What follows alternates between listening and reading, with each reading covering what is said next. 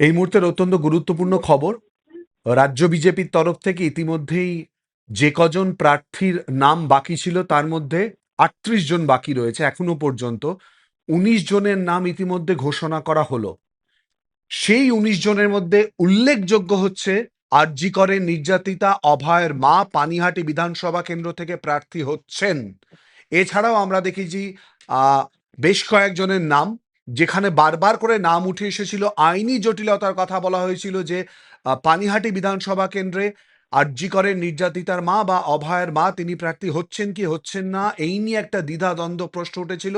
এই মুহূর্তে গুরুত্বপূর্ণ যে তথ্য বা আপডেট পাচ্ছি, তিনি প্রার্থী হচ্ছেন।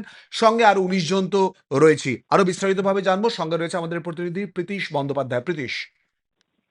দায়িত্বটা আমি যদি খুব ভুল না করি, এই ফার্স্ট ব্রেক কিন্তু আমরাই করেছিলাম। অর্থাৎ অভয়ের মাকে, অর্থাৎ আরজি করের যে ঘটনায় নির্যাতিতার মা, তাকে কিন্তু টিকিট দেওয়া হবে, বিজেপির তরফ থেকে টিকিট দেওয়া হবে। এমন এটা কিন্তু আমরাই এই সময় লাইভ সবার প্রথম আমরাই ব্রেক করেছিলাম, এবং আপনি সেই ব্রেক করেছিলেন। এবং সামগ্রিকভাবে তাকে টিকিট দেওয়া হয়েছে, অর্থাৎ পানিহাটি থেকে তাকে টিকিট দেওয়া হয়েছে।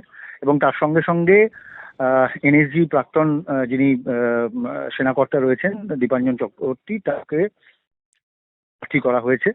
এবং তার সঙ্গে সঙ্গে উত্তরপাড়া থেকে সঙ্গে সঙ্গে আরো ১৯ জনের নাম, অর্থাৎ ৩০ জনের নামের তালিকা বাকি ছিল। এটি তৃতীয় দফার তালিকা, এবং এই তৃতীয় দফার তালিকার মধ্যে ৩৮ জনের মধ্যে ১৯ জনের নাম ঘোষণা করা হলো, এবং বাকি রইল আরো ১৯ জন। ২-৩ দিনের মধ্যে সেই নামও প্রকাশ হয়ে যাবে, এমনটা বিজেপি সূত্রে খবর। তবে অত্যন্ত গুরুত্বপূর্ণ, উত্তরবঙ্গ থেকে রথীন্দ্রনাথ বোস, তাকে প্রার্থী করা হয়েছে। দীর্ঘদিনের বিজেপি কর্মী এবং দীর্ঘদিনের বিজেপি নেতা বলে পরিচিত তিনি, এবং রাজ্য বিজেপির অন্যতম সদস্য ছিলেন। তাকে প্রার্থী করা হয়েছে রথীন্দ্রনাথ বোসকে, রথীন বোসকে। এছাড়াও পানিহাটি থেকে প্রার্থী করা হয়েছে অভয়ার মাকে। এছাড়াও এলাকা ভিত্তিকভাবে যারা বহুল প্রচারিত যে সমস্ত বিজেপি কর্মী রয়েছেন, তাদেরকেই কিন্তু মূলত প্রার্থী তালিকায়, এই ১৯ জনের যে প্রার্থী তালিকা তৃতীয় দফা, সেটার মধ্যে জায়গা দেওয়া হয়েছে। এছাড়াও দীপাঞ্জন চক্রবর্তী, তাকেও কিন্তু প্রার্থী করা হয়েছে, এমনটাই কিন্তু বিজেপি সূত্রে জানতে পারা যাচ্ছে। ধন্যবাদ প্রীতিশ।